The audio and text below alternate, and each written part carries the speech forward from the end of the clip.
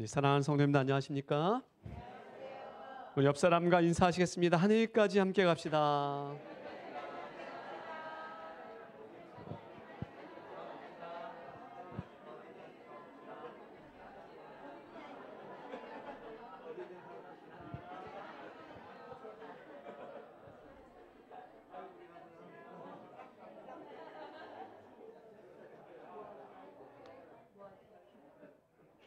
감사합니다.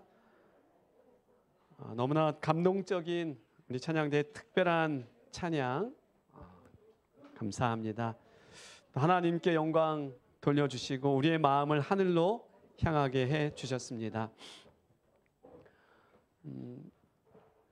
지난 3기, 오늘까지죠. 3기 요 기간은 약간 광풍이 있는 듯한 느낌이었던 것 같아요. 예. 희한하게 예상치 못하게. 근데 이제 3기를 마무리하면서 새로운 4기를 우리가 맞이하는데요.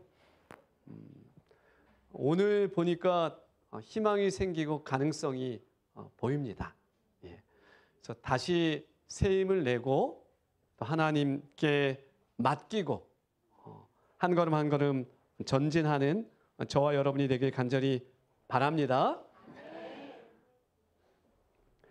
오늘 저는 여호와의 손이라는 제목으로 여호수아 4장 말씀을 증거하겠습니다.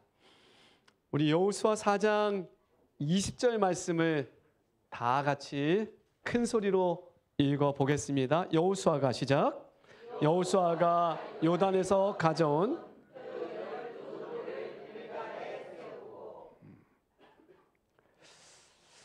지금 말씀 속에서 이스라엘 백성은 어디에 있을까요? 어디에 있습니까?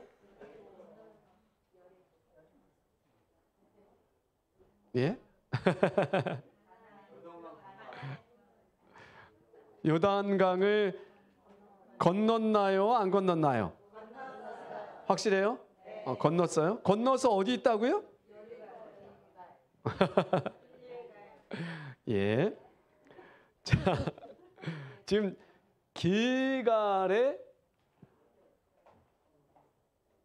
이 돌탑을 만들었어요. 그죠? 말씀을 보니까 길갈에 돌탑을 만들었어요. 길갈에 12돌을 세웠다. 길갈에 12돌을 세웠다. 여러분, 길갈은 굴리다라는 단어죠. 길갈은 굴리다. 이 명칭은 이스라엘이 애굽에서 해방되어서 이제 목적지인 약속의 땅 어디에 도착했어요? 가나안에 도착했습니다. 그래서 과거 애굽에서 겪은 노예의 수치를 모두 굴려버렸다는 뜻으로 명명한 것이 길갈이에요. 굴려버렸다. 우리도 어떤 아픔이나 고통이나 또 어려움이나 이런 것 길갈 이 순간 좀 굴려버리시기 바랍니다. 다 굴려버리시고 새롭게 시작하는 거예요. 새롭게 시작해야 합니다. 여러분, 길갈은 요단강 이 언덕에서, 그러니까 요단강에서 약 8km 가량 떨어져 있다고 해요. 8km. 길갈은 좀 말씀 속에서 좀 자주 나오지 않았나요? 구약 성경에서 기억하시나요? 길갈이라는 지역. 이스라엘 백성들이 가나안 땅에 이제 진친 첫 수경지가 어디예요? 길갈이에요. 그죠? 그래서 가나안 정복 전쟁을 위한 교두보가 길갈이에요. 사사 시대 때, 초기 왕국 시대 때 이 길갈은 다 중요한 역할을 했어요. 그래서 이 낯설지 않은 지역명이 길갈입니다. 이스라엘의 정치적, 군사적, 종교적 중심지가 중요한 성읍이 이 길갈이었습니다. 여러분, 그러면 이스라엘 백성이 요단을 건너서 길갈에 도착한 때가 언제쯤이었을까요? 여호수아 4장 19절입니다. 또 우리 큰 소리로 같이 읽어보겠습니다. 백성들은 시작. 백성들은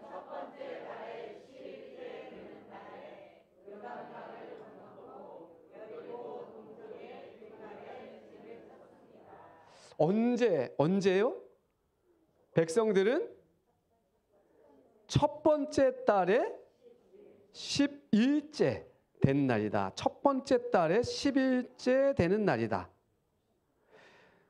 여러분, 이스라엘 백성들이 요단강을 건너 가나안 땅을 밟은 이 날은 그들이 애굽에서 나온 지 몇 년? 애굽에서 나온 지 몇 년? 40년에서 4일이 모자라는 날이에요. 4일이 모자라는 날. 4일이 모자라는 날. 이 날은 결국은 유월절 어린 양을 예비하는 날이었어요. 유월절에 4일 전에 어린 양을 예비했거든요.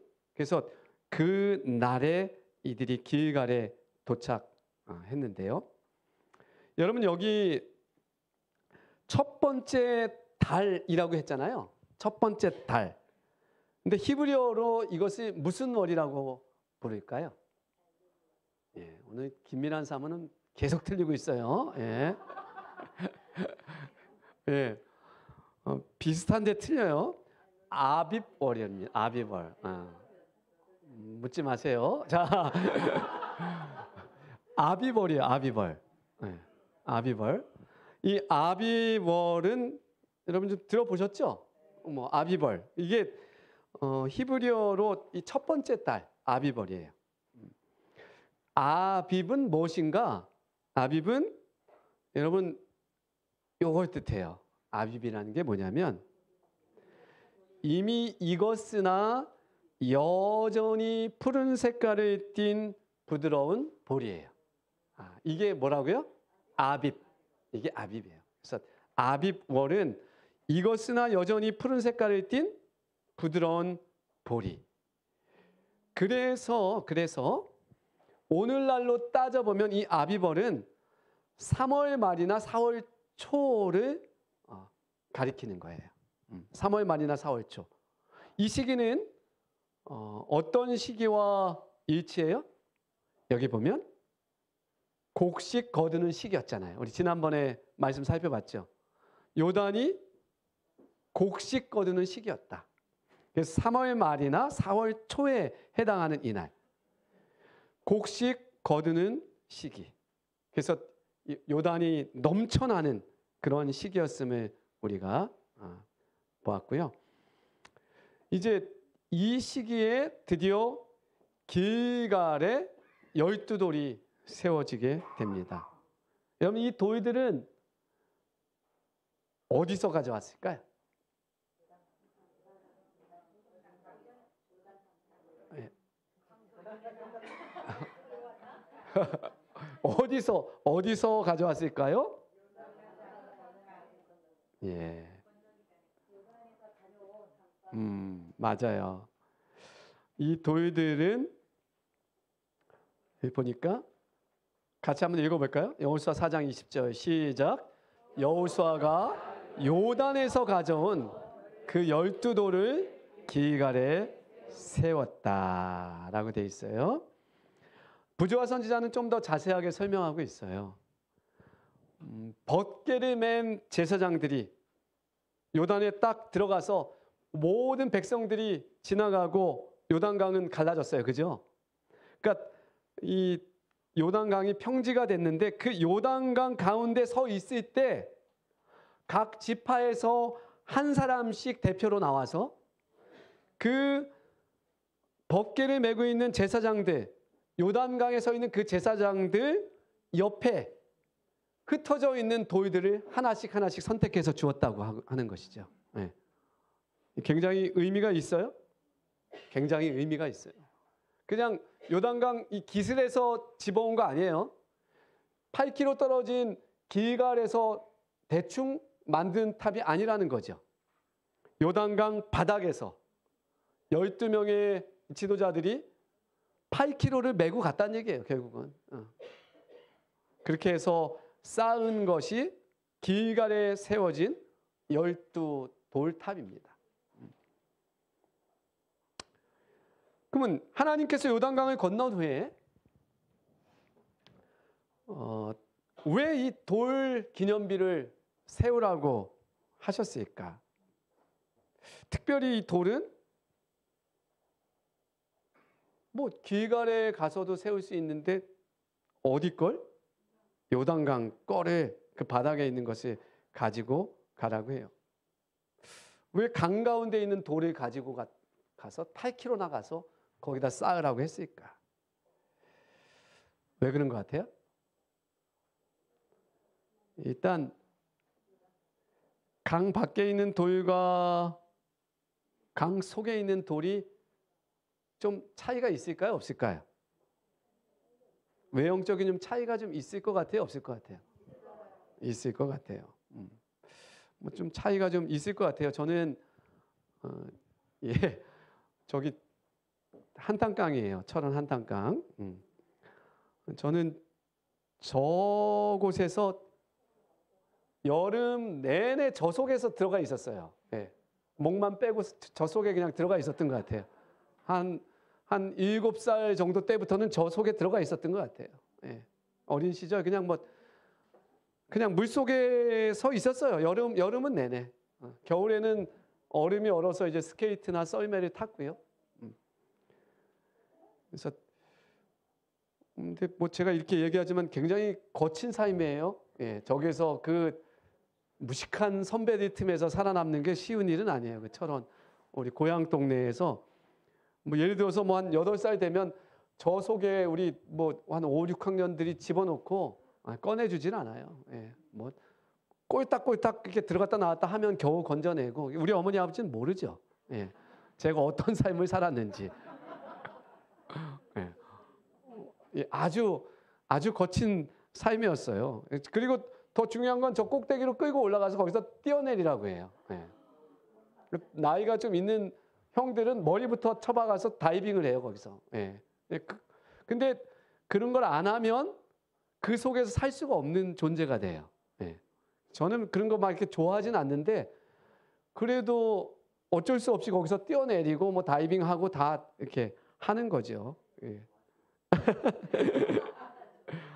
근데 그래서 제가 어찌 보면 패스파인더 활동에 특화되어 있는 사람이에요. 그래서 저는 이렇게 감각으로 다 알 수 있는 것 같아요. 이렇게 머리 많이 안 쓰고도 뭘 해야 된다는 것은 저는 알고 있어요. 그냥 아이들이 어떤 것을 할 때 성취감을 느끼고 약간의 두려움도 느끼고 또 행복해질 수도 있고 이런 부분들이 제 어린 시절 삶이 패스파인더기 때문인 것 같아요. 저기 비가 내리면요 강물이 저 중간쯤까지 차요. 벼랑에 한탄강은 그래요. 쏟아져 내려와서 저렇게 생겼으니까. 근데 여러분 거기서 이쪽 끝에서 저쪽 끝으로 헤엄쳐서 건너가요. 그 시뻘건 물을. 한 초등학교 한 5학년, 6학년 된 아이들이. 그럼 뭐 저도 그 곳에 있고 여기서 시작하면 저 끝자락에 가서 도착해야 되는데 도착 못하면 죽는 거예요. 예. 그렇게 떠내려가는데 어떻게든 살아야 되는 거죠. 근데 제가 왜 이런 얘기를 하고 있죠? 강 밖에 있는 돌과 강 속에 있는 돌이 좀 차이가 있을 것이다. 예, 저렇게 해서 물 속에 있는 돌들이 꽤 부드럽고 뭐 그런 부분들이 있습니다. 깎이고 반들반들하고. 근데 사실 하나님이 뭐 요단강 바닥에 있는 돌을 가지고 가라고 한 의미는 저런 돌을 원해서는 아닌 거죠.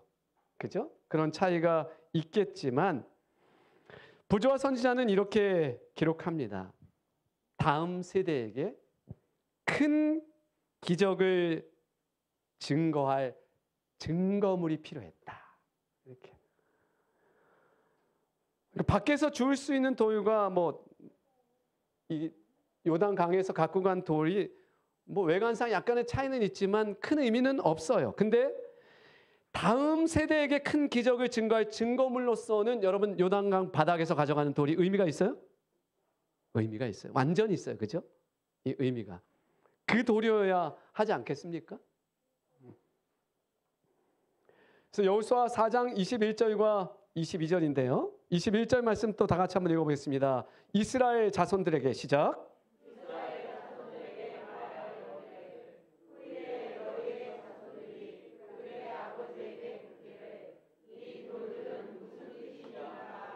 그렇죠. 그렇게 이 탑을 쌓았을 때, 돌 무더기를 만들었을 때 후일에 너희 자손들이 그들의 아버지에게 묻습니다. 이 돌들은 무슨 뜻이니까? 이 돌들은 무슨 뜻입니까? 아버지, 이 돌들은, 우리 서아가 묻겠죠. 목사님, 이 돌들은 무슨 뜻일까요? 희한한데요? 생긴 것도 조금 반질반질한데 12개나 쌓아져 있어요. 이 돌들은 무슨 뜻입니까? 22절입니다. 또 같이 읽어보겠습니다. 너희는 시작.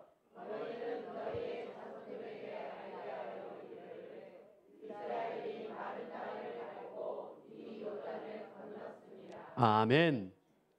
아멘. 마른 땅을 밟고 이 이스라엘 백성이 요단을 건넜다. 그런 뜻이다.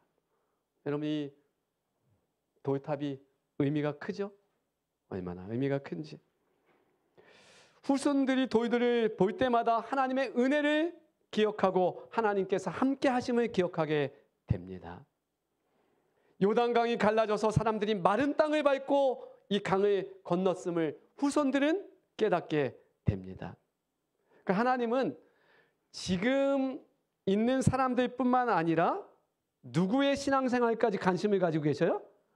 후손들의 신앙생활까지 관심을 가지고 계셔요. 사실 우리는 순간순간 닥친 일 해결하기도 버겁습니다. 그렇죠? 순간순간 해결되는 일에만도 감사를 표합니다. 근데 여러분, 우리가 더 크게 관심을 가져야 할 것이 있습니다. 그것은 우리 다음 세대에 살게 될 후손들. 우리가 혹시나 세상을 먼저 떠난 뒤에도 신앙생활을 하게 될 사람들을 위해서 우리도 신경을 많이 써야 합니다. 우리의 후손들에게, 다음 세대의 사람들에게 관심을 가져야 되고요. 그래서 사실은 이 교회가 모험을 하고 있어요. 비전을 가지고 나아가고 있어요. 우리도요, 좀 작게 그저 이렇게 그냥 적어놓으면, 제가 그런 얘기 많이 들어요. 집사님께도 어떤 분에게도 많이 듣습니다. 그냥 그러면 돼요. 신경 쓸 거 아무것도 없어요. 그렇지만 우리는 이 시대에 우리의 후손들, 또 미래를 바라봐야 되지 않겠습니까? 비전을 가지고서 협력해서 그렇게 우리의 교회를 잘 좀 세워놔야 되지 않겠습니까? 예.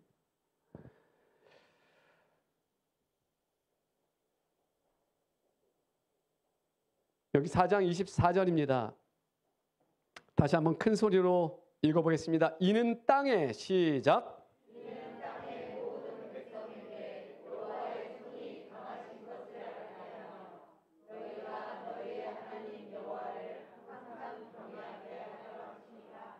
아멘. 결국 12돌을 세운 목적이 뭐예요? 예. 여호수아 시대뿐만 아니라 그 이후의 세대, 그 미래 세대가 결국 뭐예요? 요단강 도하의 기적을 베푸신 하나님의 크신 은혜와 이적을 기억하고 찬양하며 기리도록 하기 위함이에요. 그 표현이 뭐예요? 여호와를 항상 경외하게 하려 하심이라. 아멘. 하나님의 인도하심을 상기시켜주는 기념물. 하나님의 크신 능력을 보여주는 기념물. 여러분, 그들의 삶이 힘겹고 낙심될 때마다 그들은 12 이 돌탑을 보는 거죠. 쌓여진 돌들이 쌓여진 그 돌 무더기를 보는 거죠. 그들이 용기를 얻었을까요? 용기를 얻었을 거예요. 우리 삶을 좀 돌아봅니다, 여러분. 어때요?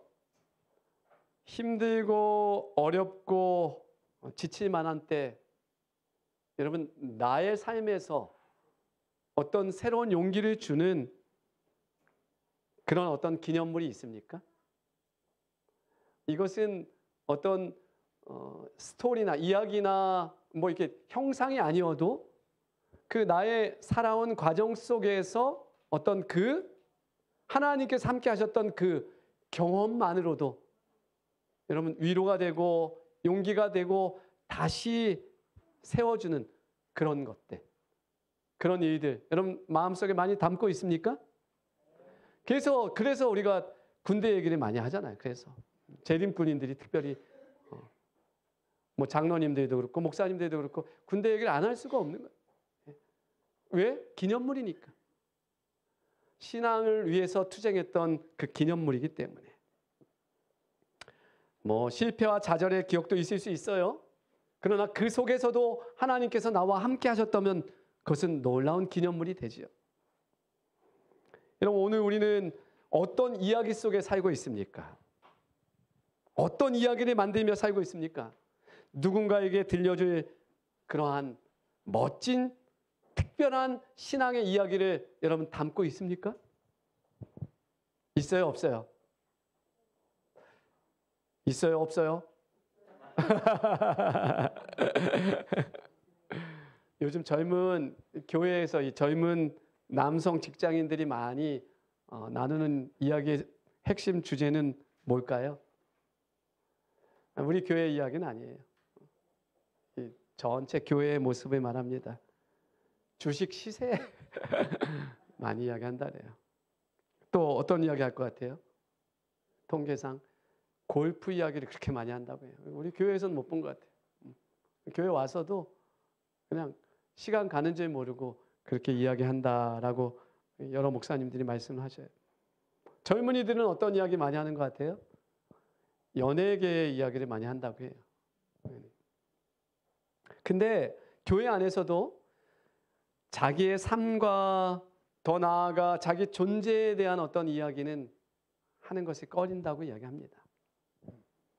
어쩌면 내적, 영적 빈곤함이 드러나는 게 두렵기 때문이 아닐까 생각합니다.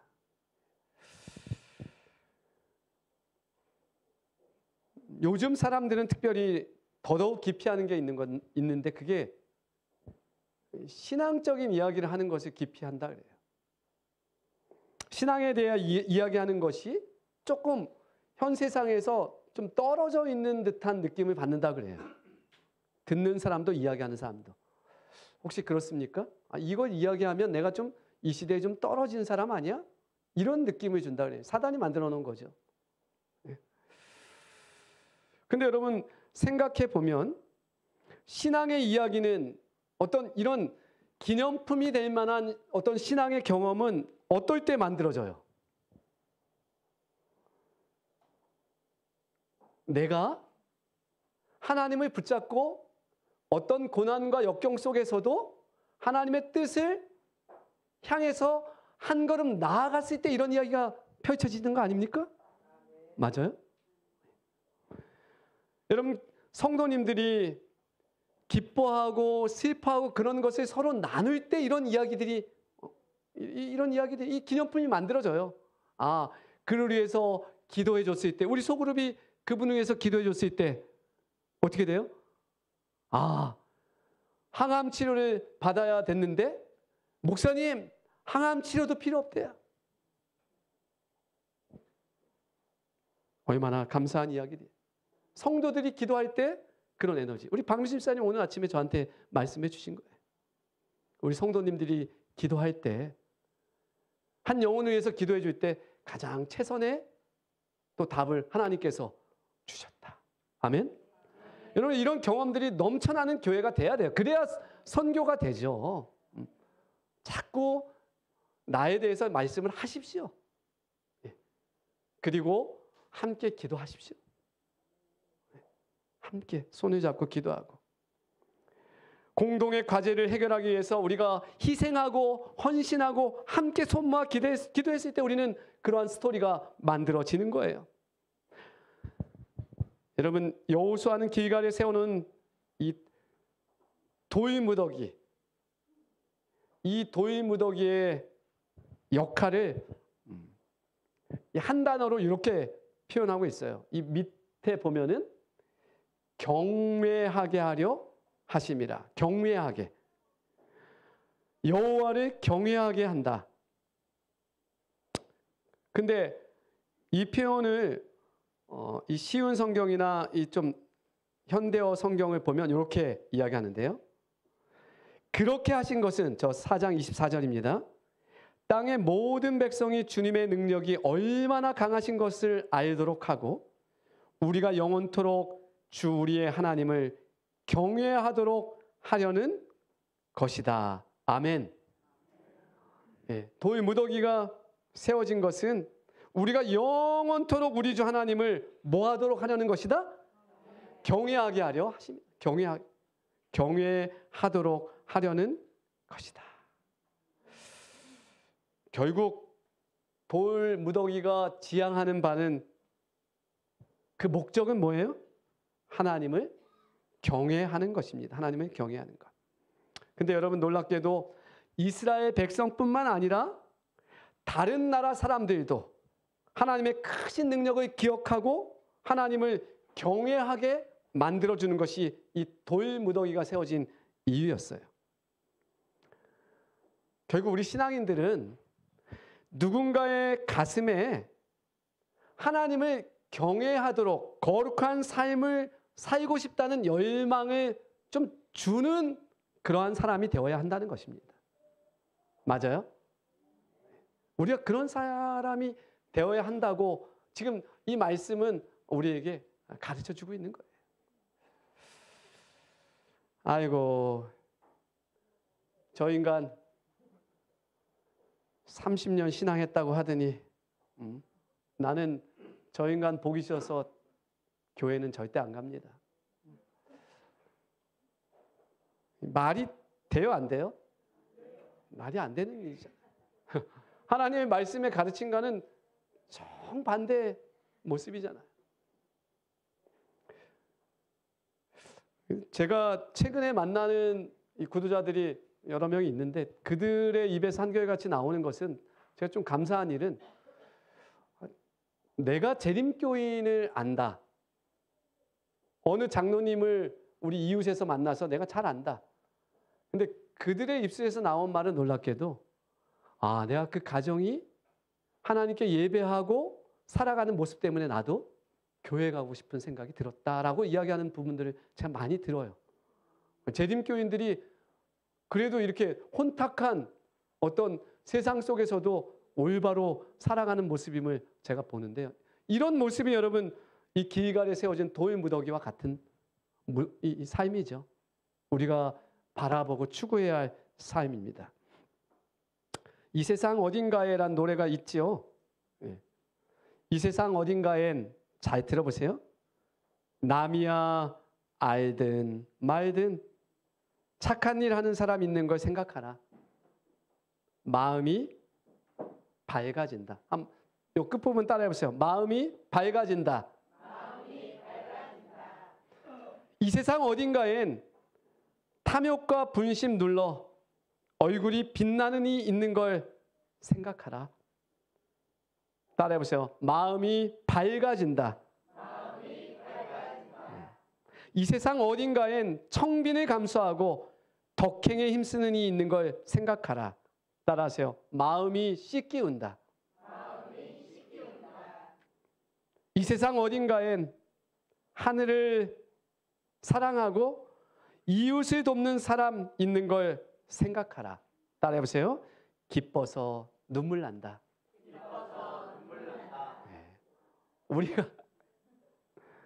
우리가 이런 사람이 되어야겠습니다. 우리 이런 사람이 되어야겠습니다. 나를 보면 마음이 밝아지고, 나를 보면 마음이 맑아진다고 하고, 마음이 씻겨진다고 하고, 기뻐서 눈물 난다고 하고. 여러분, 이게 전도죠. 이게 이루어지지 않고는 여러분들이 아무리 성경 말씀 갖다 대도 아무짝에 그를 변화시킬 수 없어요. 그를 이곳을 인도할 수 없습니다. 이 세상 어딘가에 그런 사람이 있다는 사실을 떠올려도 우리는 행복해져요? 내가 그런 사람이 되어야 된다고요. 이 세상 어딘가엔 있는 그 사람이 저와 여러분이길 간절히 바랍니다. 그러면 우리가 하나님의 기념물이 되는 거예요. 우리를 바라보면서 살아계신 하나님의 능력을 경험하게 되죠. 이웃들이요. 우리 교회가 만들어가는 신앙 이야기는 무엇입니까? 땀 흘려 봉사하고 하나님을 위해서 세상에 맞서 싸우고 그런 일 우리가 해왔어요.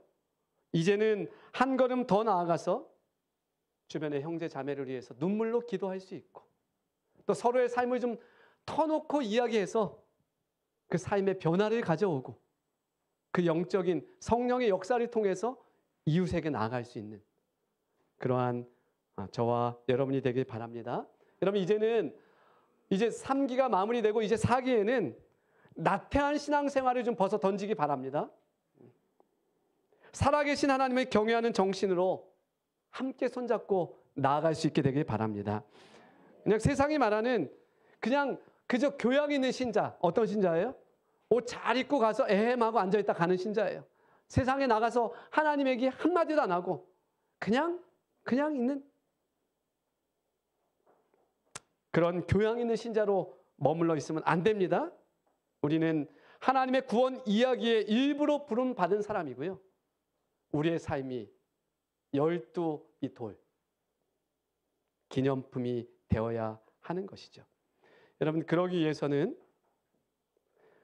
여호와의 손이, 여호와의 능력이 우리의 삶을 주관해야 합니다.